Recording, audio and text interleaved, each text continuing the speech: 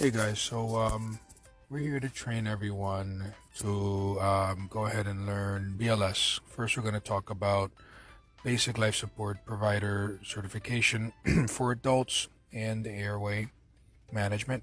Then we're going to talk about AED, the use of the BVM and team dynamics. And last but not least, we're going to have infant and child BLS and airway obstruction.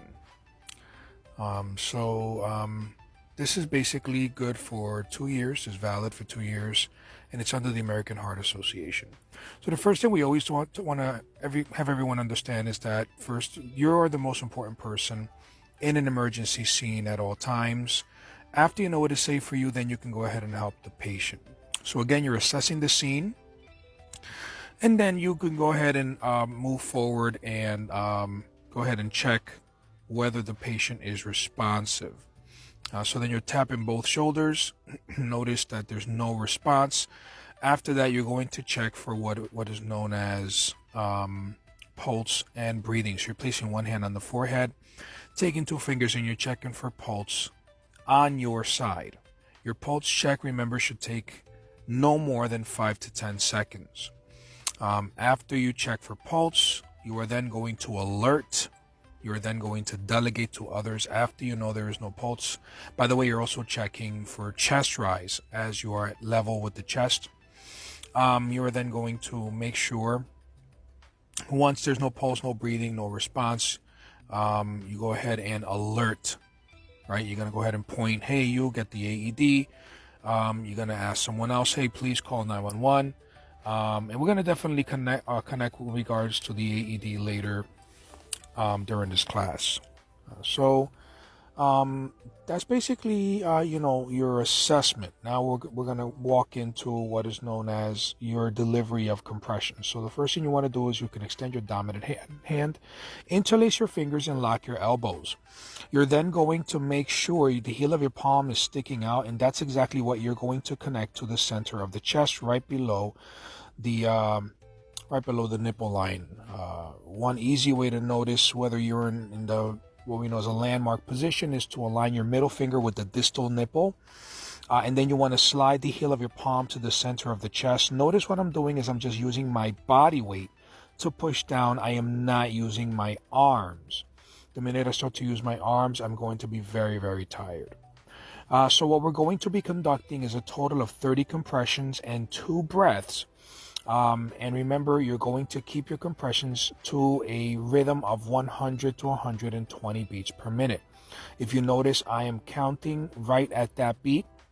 I'm counting out loud, and my depth for the adult would be at least 2 inches. So once again, and the reason we're making sure to leave a level of emphasis on the depth is because we're also going to review what we know as pediatrics. So now I'm applying the pocket mask. Notice that the pocket mask has a narrow portion and a wide portion. Narrow portion goes over the nose. The wide portion is to be placed between the bottom lip and the chin. Once I give the 2 breaths, then I continue compressions, and that would be your cycle as far as your delivery for resuscitation. The next portion would be the AED. So when it comes to the AED, the first thing you want to do when the AED is on scene is turn it on. If you see, I'm showing you guys the on button for this AED. As soon as you turn it on, you then need to follow the prompts. And it's very important to remember that because there are 28 different models of AEDs, each or more. And each model, please keep in mind, has a different version. So once again, you want to just immediately turn it on. And what I'm showing you guys there is you're going to continue, whoever the compressor is will continue compressions, while whoever else is working with the AED will work around that person's hands. You then apply the pads to the patient's bare chest. Make sure one is mid-clavicular.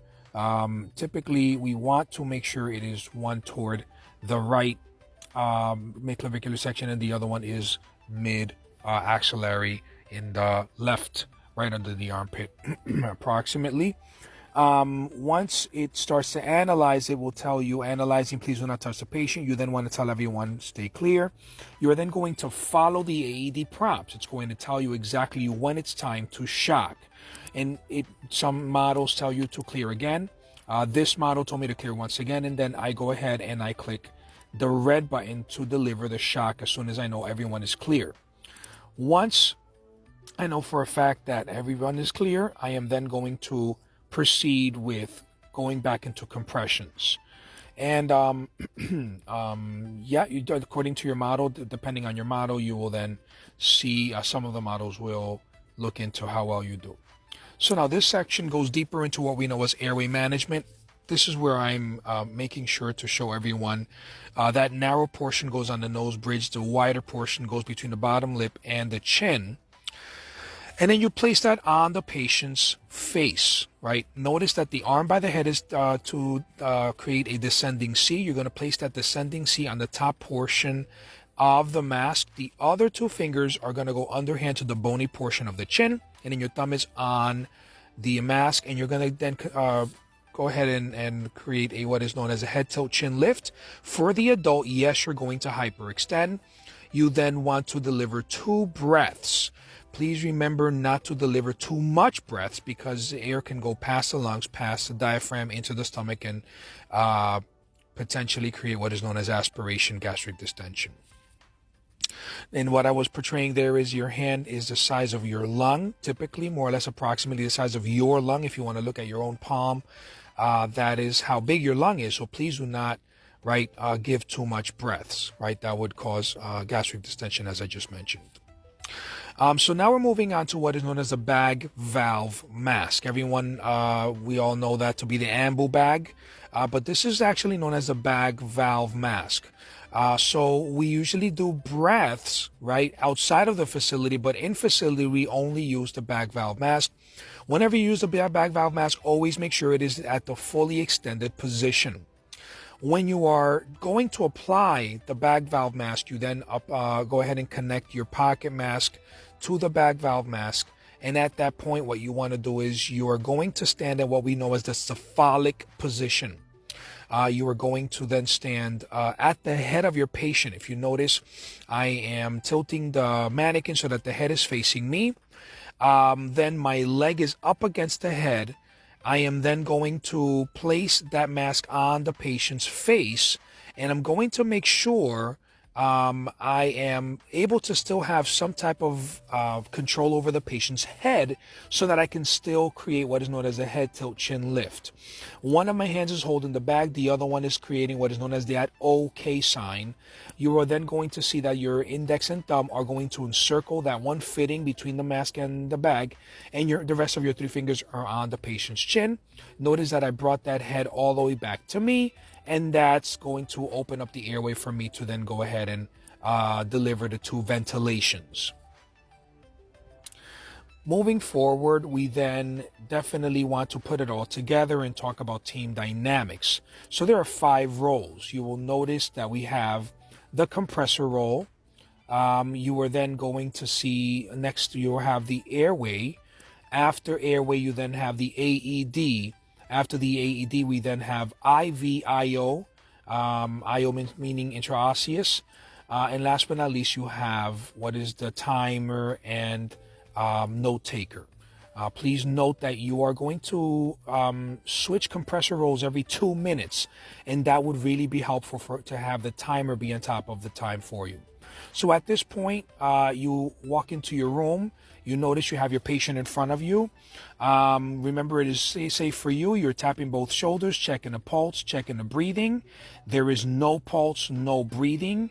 In facility, we then have what is known as the code blue. We hit the code blue.